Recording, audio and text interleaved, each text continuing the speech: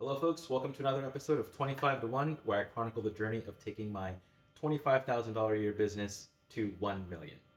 It's Tuesday night, just past midnight actually, so I guess technically it's Wednesday morning. But I wanted to get a video out yesterday because there are three things that I wanted to discuss today that I didn't want to wait one more day to do. One is the retail realization. Two is how I was so wrong. And three is how people are making knockoffs of my products already. So let's start with number one, the retail realization. One of the things that happened yesterday, I guess technically 2 days ago, but on Monday, is a milestone that I am so excited about getting to, and one that I didn't even know as a path until I had a conversation with a friend of mine. But I think one of the things that happens when you're a business owner and you are obsessed with growth is that you cannot help but talk about your business to everyone. And so this is what happened with my friend Brandy and I.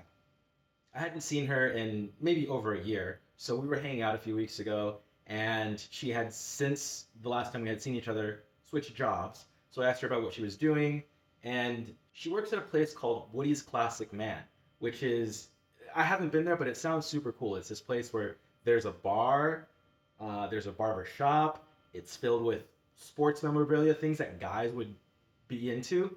And I was talking to her about my koozies. So when it was a game.org sells a bunch of baseball memorabilia. Some things are for women. We have purses and totes and things. But our flagship product is a koozie, which we have trademarked.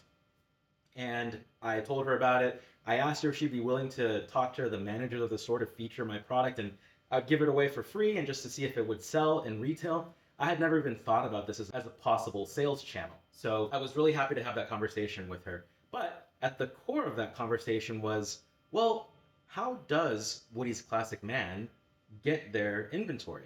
She told me about a website called Fair, which is a wholesale website where store owners like myself will have to guarantee a wholesale price that cannot be subverted by some other deal elsewhere on the web. So, of course, I looked into Fair and I made an account. I put some of my products up on the account, and this happened about 3 weeks ago. So, for 3 weeks, I did that as a way to test the waters to see if this was something that I really wanted to try to pursue any further. My current sales channels, just directly on Shopify through my website, is my main focus. And the retail channel through Fair was very, very secondary, but I wanted to at least have some exposure on that angle. But that wasn't the only thing that I did. I also talked to my best friend since I was 12 years old, Justin, who is a wheeling and dealing, moving and shaking, can sell water to a drowning man kind of guy. And I asked him, since I knew that he used to be in an industry similar to this, if he had connections and contacts that I could send him a package of our koozies and see if they would be willing to sell in their retail locations. He's down in Texas. He said he's all for it. He wants to try it out. So the idea of getting into retail got into my head about a month ago. And so with Fair, I did hit my first milestone, my first retail milestone, because I got my first purchase from Fair yesterday. And this is a very different sales funnel than something like Shopify, which is where my main store is based off of. The website traffic, it's not DTC, it's not direct to consumer. So it's another type of sales funnel that I'll have to learn more about. And I'm sure that Fair isn't the only player in the game out there.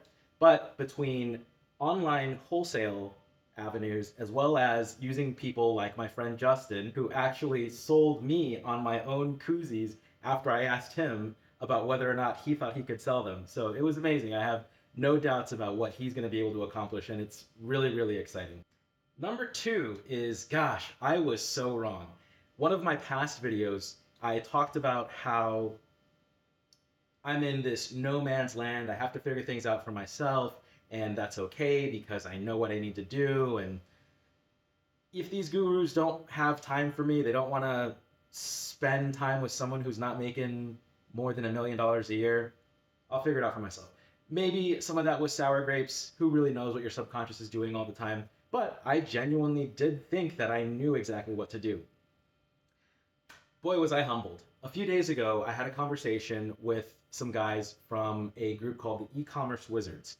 And it was only supposed to be a 15-minute call with a guy named Mark, but it ended up being over an hour of him just kicking knowledge, one realization after the other. And I have to eat crow a little bit on that because all the learning that I've done over the past 8 months in getting my website to where it is now and getting the store to where it is now, I've never had as many aha moments in that 1 hour as I have had in the past 8 months. So it was super cool, but it also goes to show the value of one-on-one coaching. One of the reasons why I've never had any aha moments is because for 8 months, I've just been researching everything myself and watching YouTube video after YouTube video, experimenting on my own, and not having the person who can say, this is what you should do because it'll result in this, or try this formula out. And so I think for either my next or my video after next, what I want to do is post that interview that I had with him. It was more of a coaching call, but the intent behind this channel of mine is to chronicle the journey and to help anyone else who's at my stage. So my last video had a thumbnail of getting from $3,000 to $10,000 and the framework that I had to create to structure my thoughts and actions around growth and progress. And I really do think that for people who are in that $3,000 per month trying to get to 10,000, watching my videos and seeing what I've gone through is probably part of that 80-20 rule. I don't know how well I articulate the details of the tools that I'm using or the strategies that I'm trying, but I do think that that's 80% of what people need to focus on for growth. And especially that last video of the framework that I use, those are the things that you have to continually touch on in an iterative way. So for me, at least, I do think that my personal research and the framework that I came up with can be applicable to so many situations, people just starting out, people looking for growth and expansion up to about where I'm at right now, 10K. And now I need to figure out what to do next. Part of that figuring out what to do next was the realization that one-on-one coaching is super invaluable. And I want to post the video. I asked them for permission to post it onto my channel so that you can at least see the dynamic, how the conversation goes, how easily and quickly he's able to assess where some of my problem areas are and how to make recommendations. So if there are folks, even in the 3K range that are trying to get to the 10K, let alone 10K and above, that watch this video, I hope it's super helpful and I hope it gives you insight or helps you make a decision on whether or not you think one-on-one coaching is for you if you're on the fence with some other agency about it. And 3, they say that imitation is the best form of flattery. Well, I think that that saying can be applied both sarcastically and literally. And in this case, what's happened is we have a purse that is a tote bag and it looks like a baseball.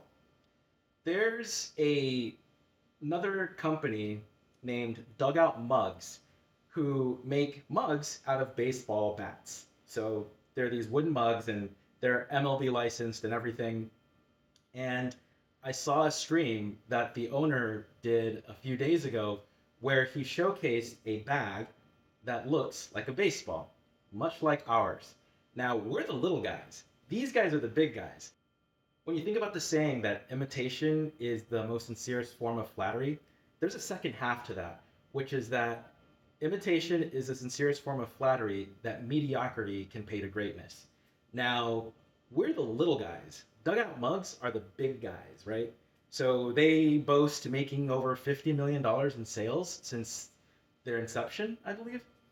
And when I saw that they had a bag that looked like ours, the reality is, could be completely innocent, right? Maybe we're both baseball companies, so they just had the same idea.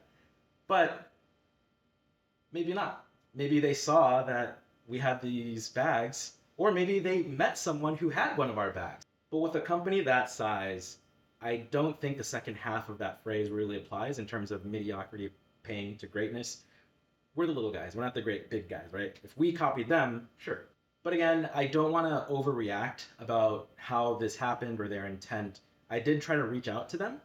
I did not get anything back, and their baseball bag is not on their website yet. But when it is, I will do another video comparing the two bags because he only showed it very briefly.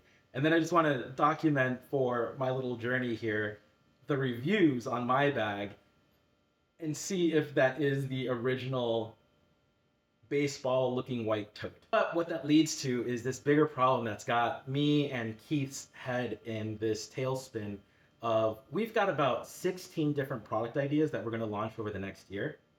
And we've got 2 of the prototypes already made. And I'm so excited to launch them. I think it's going to revolutionize the way that we view our brand and the way customers perceive our brand. And it's going to be one hell of a way to start off 2025. But what we really need to understand is trademark and patent and copyright practices, which neither one of us know yet. So we're going to have to research enough to have an idea about what we should research further. But regardless, we're super excited about the products, and I can't wait to see what it does to our sales. Hopefully it's net positive, but you never know. It could be something that I'm just in love with my own idea, and I expect greatness from it, and it could flop. But staying positive because I do think it's a good idea. So that's it. I just wanted to do a quick video today, and I'll see you guys later on in the week. Thank you.